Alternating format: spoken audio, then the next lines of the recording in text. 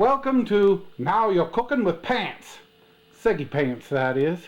And today we are going to be making a chocolate cake in a mug that you can just put in your microwave and make it on the fly.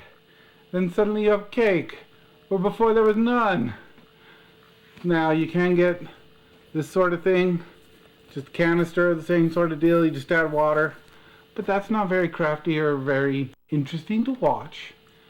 So we are going to make it here.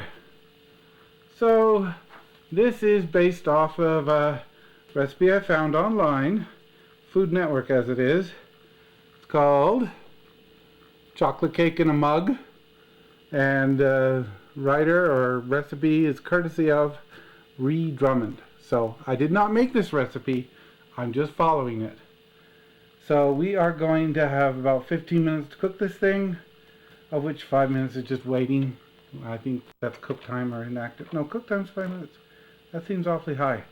So we're going to need some flour, sugar, cocoa powder, baking powder, a pinch of salt, milk, vegetable oil, some vanilla, and some chocolate chips. So we're going to do something that's sort of a modified muffin method, I believe, where we just put in all the dry ingredients, mix them up, and then put in all the liquid ingredients. I say modified because normally you'd have two containers and mix the dry and the liquid separately and then put them together. But you know, this is mug cake, so we just want to use one container, which, you know. Okay, so we're going to start off with the flour, sugar, and cocoa powder. So we need 3 tablespoons of all-purpose flour. Here's my trick here. I got measuring spoons. So tablespoon is going to be this big one here. So we are going to want 3 of those. 1, 2, 3. Well, there goes ingredient 1. That wasn't too hard, was it? 3 tablespoons of sugar. So we're putting as much sugar in as we are flour. I don't know about you, but that kind of disturbs me. This is a cake and all, but really? Okay. 3 tablespoons sugar. Not the best for cooking. 1, 2, I guess that's pretty good. 3. Okay, next is the cocoa powder, 2 tablespoons. There we go. Nice brand name cocoa powder.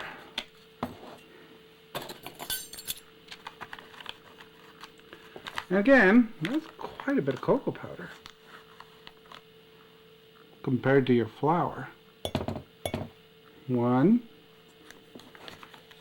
Smells good though. Already I'm making a mess. Cocoa powder, it's a bit messy. Okay, now we're going to want a 1/4 teaspoon of baking powder and a pinch of salt. Thankfully, I have a 1/4 teaspoon right here. So, in you go. This isn't looking all that big. And a pinch of salt. Pinch of salt isn't going to be that much. I'm sloppy. There's a pinch. Blend thoroughly with a fork. Let me go get a fork.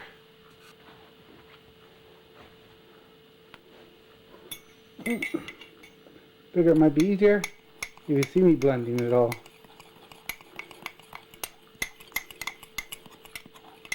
Remember to try and dredge up stuff from the bottom and bring it to the top. And that looks pretty good. Okay, maybe not. But it's a mixture here. Doesn't have to be a new molecule or anything. Add the milk, veggie oil, and vanilla. Milk. 3 tablespoons.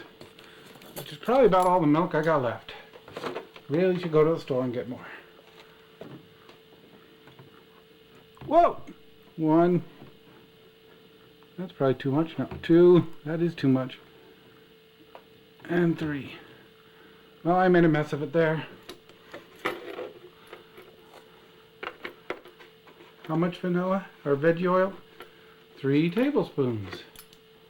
Okay, 3 tablespoons it is. Let's hope I'm better than with the milk. Again, that's about as much fat in liquid form as it is milk. That's a lot. 1, 2, 3. Okay. Okay. Splash of vanilla. I'm far more free with the vanilla. And I'm assuming, oh, I can smell it nice. Blend until smooth. So again, you can see that we have some powder there. And again, let's try and drudge up stuff from the bottom. Make sure we don't have powder at the bottom. Even with the pre-made stuff, you got to do that. Hey, we're almost done with the mixing part anyway. Does it look like cake mix now? Or cake batter? Sorry. Yes, I do believe it does, and if we dredge, that looks pretty good. Now, stir in the chocolate chips, and that will be the last of our ingredients. How much chocolate chips? 3 tablespoons. It's like everything's in one simple measurement, except for, what was it, like the salt? That's okay, we don't want that much salt. Now the pay mix says you can use these too, but I never do. So this is the first. And oh, I'm making a mess.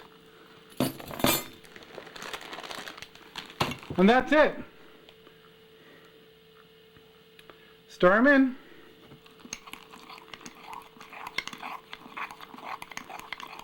Oh, I still have flour.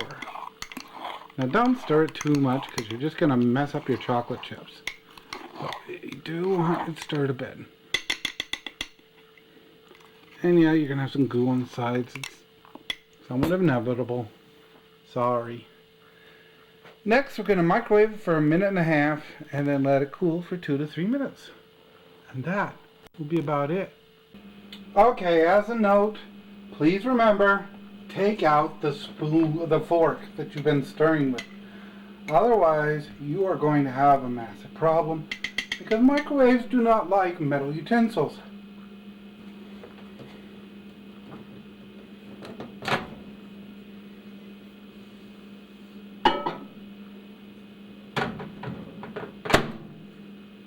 Set it on time cook for 1 minute and 30 seconds. You know, 90 seconds. And hit start.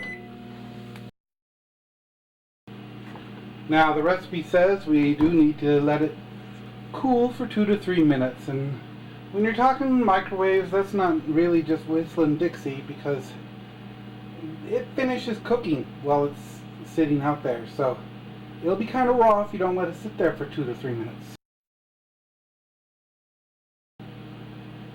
5, 4, 3, 2, 1, and done! Yay!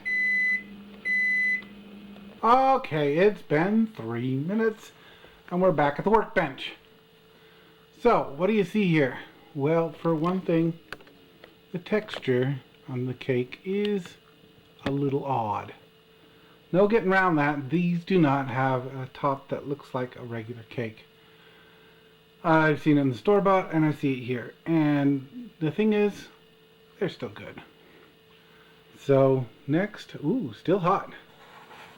We want to kind of dig in and take a bite.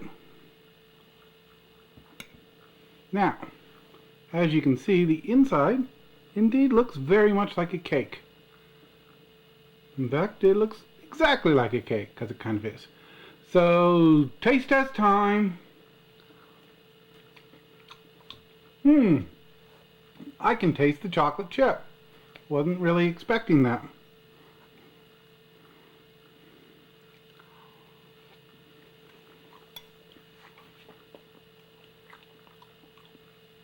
I think I need to let it cool a bit longer. But Seggy Pants gives it a thumbs up. Recipe approved. So if you want to make this yourself, I'll try and remember to leave a link in the comments. It's on the Food Network site, and it's called Chocolate Cake in a Mug by Ree Drummond. So, tastes good. If you're alone in the house and want a chocolate treat and you don't have any treats but you do have raw ingredients, you could do worse.